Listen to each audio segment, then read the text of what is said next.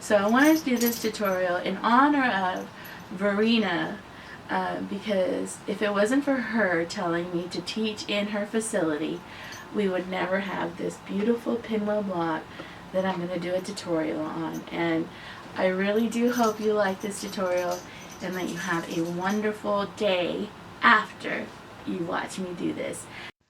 So these are some of the supplies you're going to need.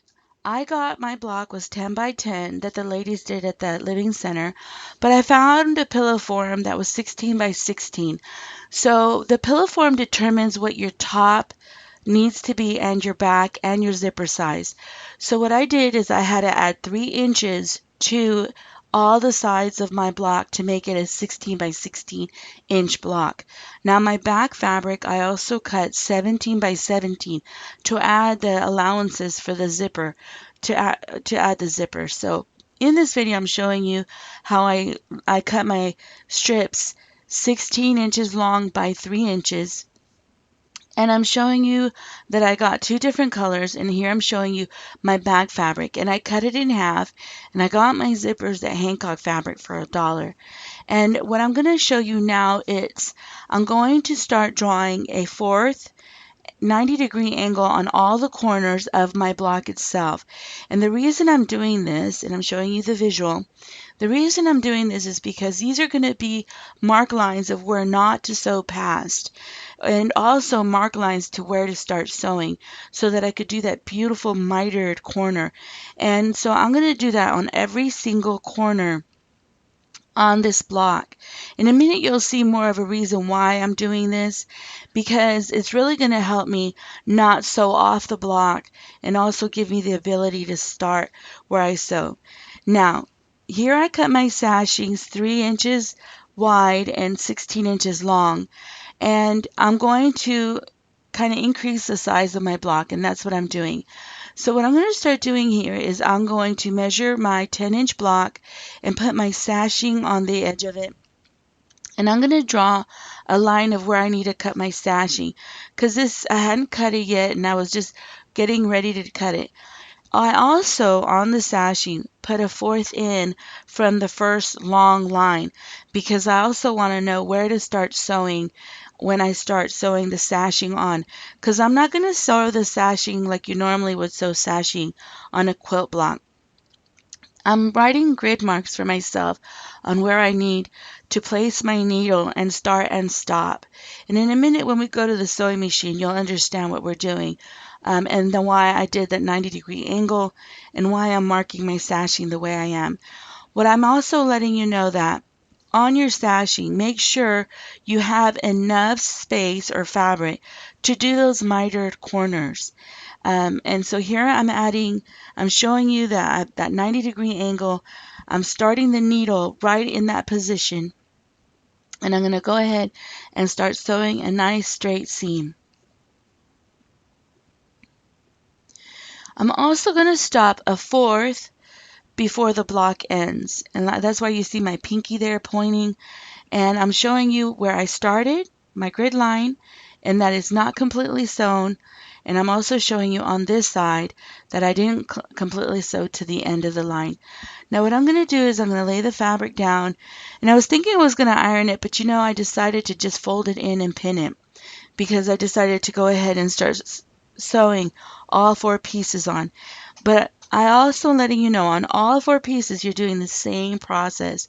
You're not starting right when the block starts. You're starting in a fourth and you're stopping before the end line. Now I couldn't see it on the dark fabric, so I placed the needle there to show me where I needed to stop my needle.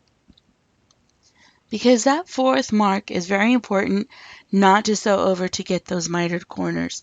And I'm just going to keep on doing the same process. Now here what I did is I put 2 pins to show me where those fourth marks were, so that you can see them, and I'm showing you where they're at. And here you can see as I folded the fabric over, I didn't sew it completely shut. Now in a minute we're going to go to the iron, and we're going to iron all this nice completely flat, because you want it as flat as you can to be able to do those mitered corners. So what I did is I sewed all the seams away from the block. And here you see me ironing and flipping everything around. And now this is where it comes to the fun part to me. It's where you start making those beautiful mitered corners. And what we're going to do is you also need Elmer's glue, your ironing machine, and you try to get one side as flat as you can. And you make a triangle here. You pull up a triangle, and here you see the angle going all the way. Also get a square ruler.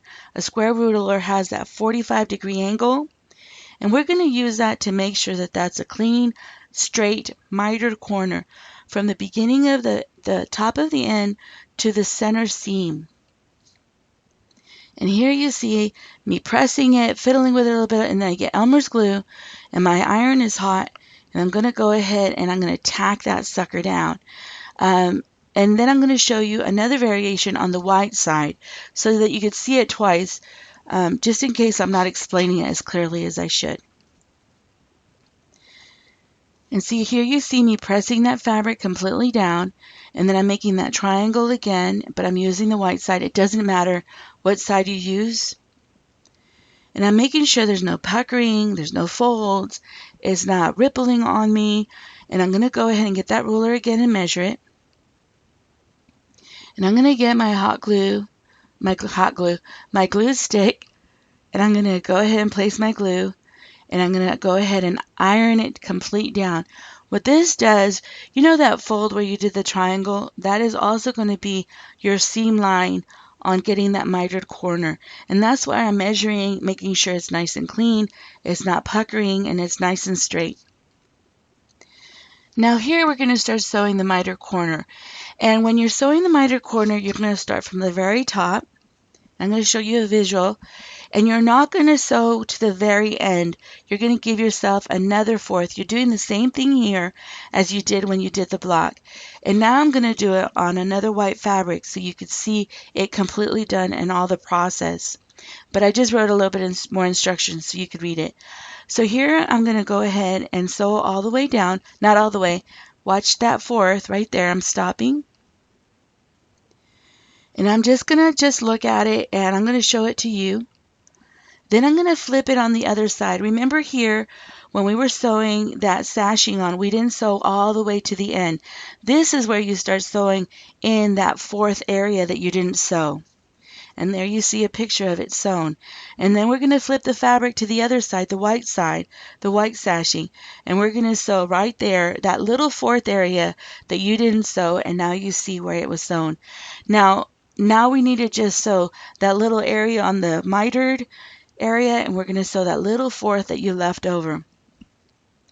And here I'm just going to cut all that excess fabric off, and I want to show you what it's going to look like on the back, the block itself. In a minute I should also show you the front, and there's the front, and you're going to do that on all four sides.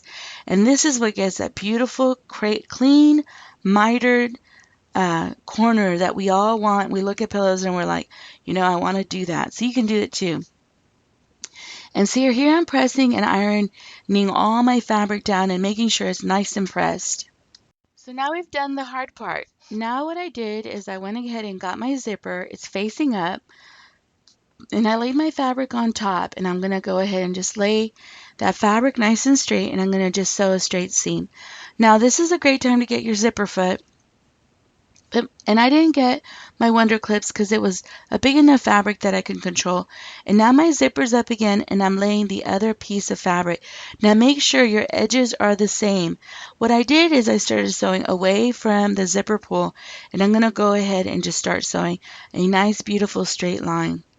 Now my fabric is bigger than my block itself, and that's okay too. Just if it's not, make sure it's the same size as your top.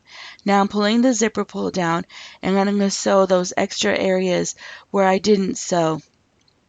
Now it's time to iron everything nice and flat and pull that fabric away from the zipper and get a nice hot pressed seam line. And then we're going to go ahead and go back to the sewing machine, and we're going to just top stitch it. And so here you see me going back and just top stitching everything down, and then I'm also going to do the other side. Now, what I did is I just used the white area of the fabric that was stitched, and I just put my foot next to it and just started stitching down. So it gave me a fourth distance from that space. It also did tack down on the other side of my zipper. And so here you see me ironing, and now I have my top. Now make sure my zipper is in the center, and I went ahead and I pinned all the way around. Now I'm going to start sewing where my zipper pull is at. And I just pinned, and so there's my zipper pull, and I'm going to start sewing where my zipper pull is at. I don't know if I said ironing earlier. And so I'm just going to go ahead and just sew all the way around. Now I'm going to tuck my zipper pull inside the pillow form, inside the block itself, and make sure that you hold those two areas that are open now nice and tight. And what I do is I go over it backwards and forwards and make sure that it's nice and snug, because this area is going to have a lot of zippering back and forth. So now I'm going to trim off all the fabric that's around the block, and I'm going to also cut those corner pieces so that they're not in the way when I'm reversing the pillow right side out. So I'm going to unzip everything and turn that pillow right side out. And the next thing you need to do is get your iron nice and hot and start, getting those edges nice and crisp and start ironing your fabric. Now, as you're ironing your fabric, just make sure that you have those corners all popped out and everything's laying nice and flat for you. And what I did is I went back on the sewing machine, and you don't have to do this, but I think it makes it a nice professional look, is I sewed it forth all the way around. And here's my pillow. I took off the label that was on it, and I also wet the fabric to get rid of any markings that I have. And here I am stuffing that pillow into my new pillowcase or pillow cover that I made. And I'm just pushing everything in. Make sure the corners of your pillow are tucked into the corners of your pillow form or cover that you're making. And now I'm zipping everything up. And once you have your pillow completely zipped up, you're done, and you can delight in your wonderful work. Now, these two pillows were the blocks that those wonderful ladies did. One was 100 years old and one was 99. And I went ahead and did a drawing at that facility because we did it yesterday, the sew group. It was beautiful to see them just excited to receive this gift. It was wonderful to make it for them. I really do hope you like this tutorial, and I really do thank you for watching me on YouTube, all the wonderful comments, and I just want to give you thanks. I don't think I'd be sewing as much as I am if it wasn't for you guys watching.